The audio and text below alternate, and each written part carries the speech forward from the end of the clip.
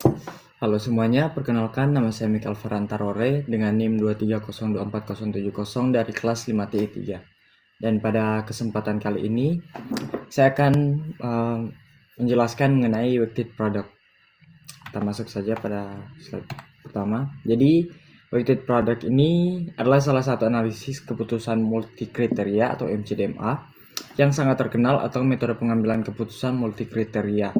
Nah, metode ini merupakan metode pengambilan keputusan yang menggunakan cara perkalian untuk menghubungkan rating atribut, di mana rating setiap atribut harus dipangkatkan terlebih dahulu dengan bobot atribut yang bersangkutan.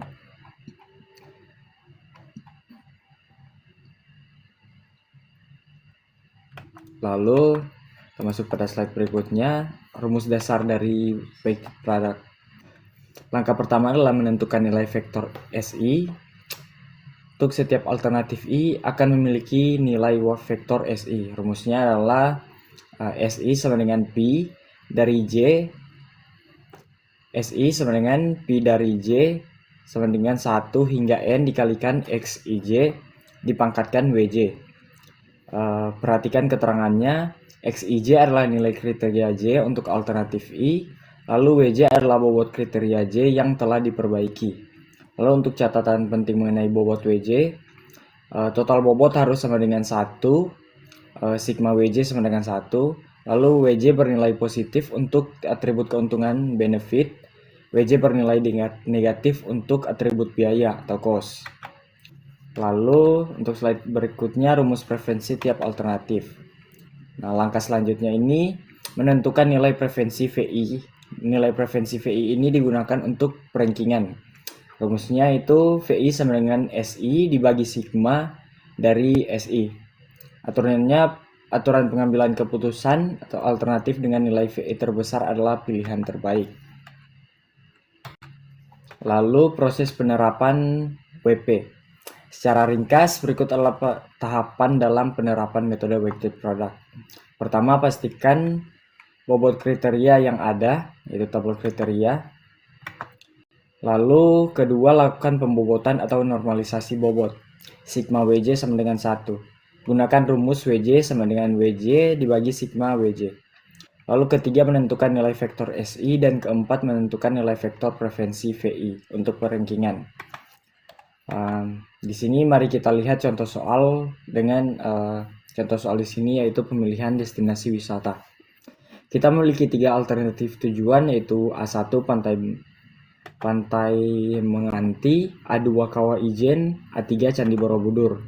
Lalu kriteria yang digunakan adalah C1 keindahan pemandangan yaitu benefit, C2 biaya masuk dalam kos, C3 fasilitas penunjang yaitu benefit, dan C4 jarak tempuh masuk dalam kos juga. Lalu slide berikutnya, pertama kita tetapkan bobot preferensi awal WJ menggunakan skala 1 sampai 5. Bobot awal yang ditetapkan adalah W sama dengan 5, 3, 4, dan 2. Lalu kemudian kita tegaskan kategorisasi kriteria. Untuk kriteria keuntungan yaitu benefit, plus C1 keindahan pemandangan, dan C3 fasilitas penunjang. Lalu kriteria biaya yaitu cost, C2 itu biaya masuk, dan C4 jarak tempuh. Lalu slide selanjutnya, ini adalah data nilai setiap alternatif terhadap kriteria yang ada. Kita bisa lihat di tabel ini. Ini ada A1 untuk C1 pemandangan, C2 biaya masuk, C3 fasilitas, C4 jarak tempuh. Untuk nilainya bisa lihat pada tabel ini.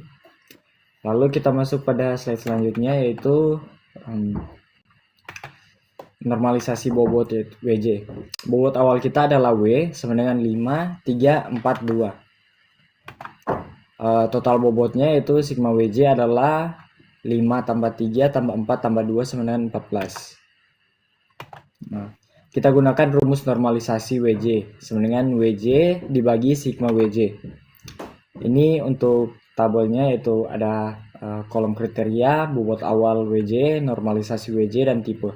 Untuk C1 kita lihat ada bobot awalnya 5, normalisasinya itu 5 dibagi 4 sama dengan 0,357. Tipenya benefit. Untuk C2 bobot awalnya 3, normalisasinya 3 dibagi 14 sama dengan 0,214. Tipenya cost. Lalu C3 bobot awalnya 4, normalisasi atau WJ-nya 4/14 dengan hasilnya 0,286, tipenya benefit.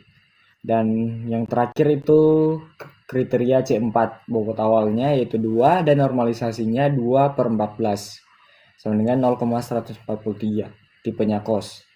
Lalu di sini ada totalnya, bobotnya 14 dan normalisasi 1 atau 1,000 atau 1000. Lalu kita masuk pada slide selanjutnya, yaitu tahap 3, menghitung nilai vektor SI. Dan di sini untuk perhitungan S1. Ingat C1 dan C3 bertipe benefit, dan sedangkan C2 dan C4 itu bertipe cost. Bobot cost harus bernilai negatif saat dipangkatkan. Di perhitungan S1, pantai menganti.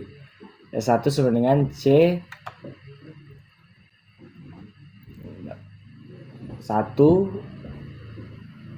S1 sama dengan C1 W1 dikali C2 dipangkatkan minus W2 dikali C3 dipangkatkan W3 dikali C4 dipangkatkan minus W4. Jadi S1 sama dengan 85 pangkat 0,357 dikali 15.000 pangkat minus 0,214 dikali 75 pangkat 0,286 dikali 150 pangkat 0,143. Hasilnya S1 sama dengan 3,728. Lalu selanjutnya untuk perhitungan S2, ya S2 sama dengan 90 dipangkat 0,357 dikali 50.000 dipangkat minus 0,214 dikali 60 dipangkat 0,286 dikali 300 dipangkat minus 0,143. Hasilnya 2,4795. Lalu untuk perhitungan S3, di sini ada kesalahan typo, mohon maaf. Itu Candi Borobudur. Jadi S3 sama dengan 80 dipangkat 0,357 dikali 35.000 dipangkat minus 0,214 dikali 85 dipangkat 0,286 dikali 100 pangkat minus 0,143. Hasilnya 3,8647. Lalu kita masuk pada slide selanjutnya.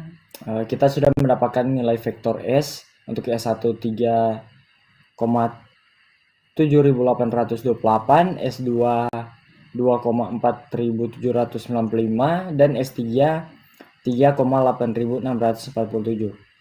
Total S atau sigma SI adalah 3,7828 ditambah 2,4795 ditambah 3,8647.